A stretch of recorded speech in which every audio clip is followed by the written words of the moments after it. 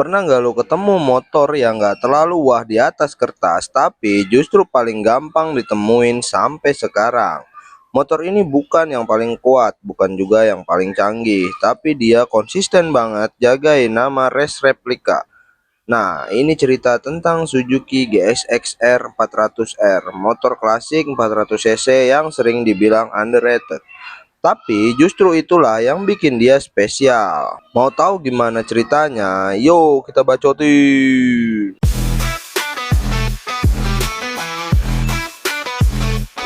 Balik ke era 80 90-an, pabrikan Jepang lagi hobi banget bikin sport bike 400 cc. Kawasaki punya ZX-R 400 yang futuristis, Honda ngeluarin CBR 400 RR penuh teknologi, Yamaha dengan FZR 400 RRSP yang galak di trek lurus. Nah, kalau Suzuki ya mereka tenggelam. Enggak, mereka keluarin GSX-R 400R. Bukan motor yang heboh banget, tapi justru dia yang paling lama bertahan. Dari tahun 84 sampai 99, motor ini masih diproduksi. Bayangin, 15 tahun. Di dunia motorsport itu lama banget. Jadi bisa dibilang ini motor napas panjang di kelasnya. Kalau ngomongin desain secara tampang, GXX-R 400R ini gampang banget dikenalin.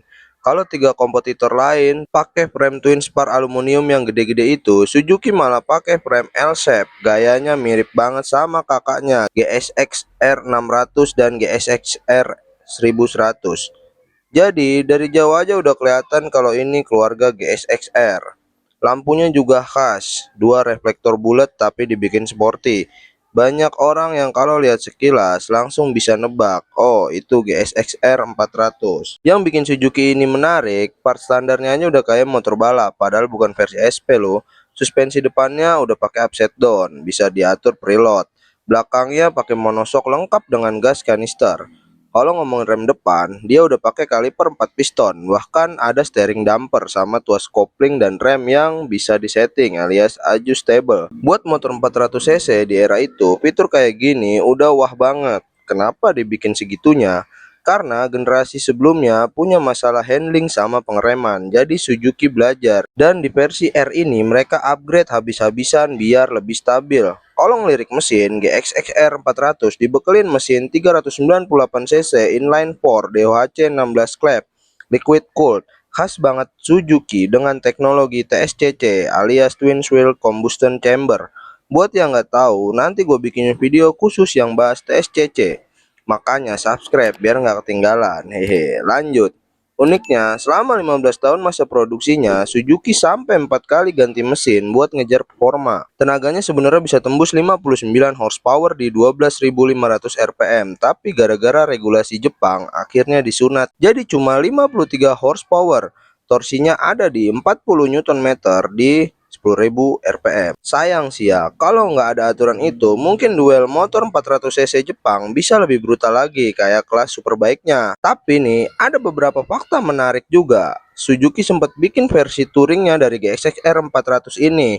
Namanya RF400R. Terus di 2006 mereka ngeluarin GSR 400 versi naked dari GSR 600. Dan lucunya mesin GSX-R 400 ini juga dipakai di motor lain kayak Katana 400, Impulse sampai Inazuma 400.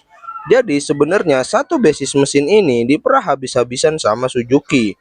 Oh iya, meski aslinya motor ini cuma dijual di Jepang, anehnya sekarang malah lebih gampang ditemuin di luar Jepang, termasuk di Indonesia.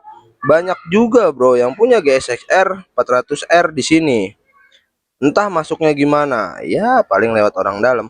Tiba-tiba aja nongol di jalanan, haha.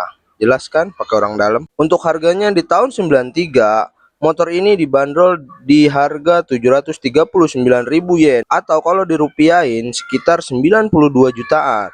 Lumayan premium buat motor 400 cc di zamannya. Jadi GXX-R 400R ini bukan soal siapa yang paling kencang atau paling canggih, tapi dia nunjukin gimana Suzuki konsisten banget bikin motor yang bener-bener nyimpen DNA balapnya.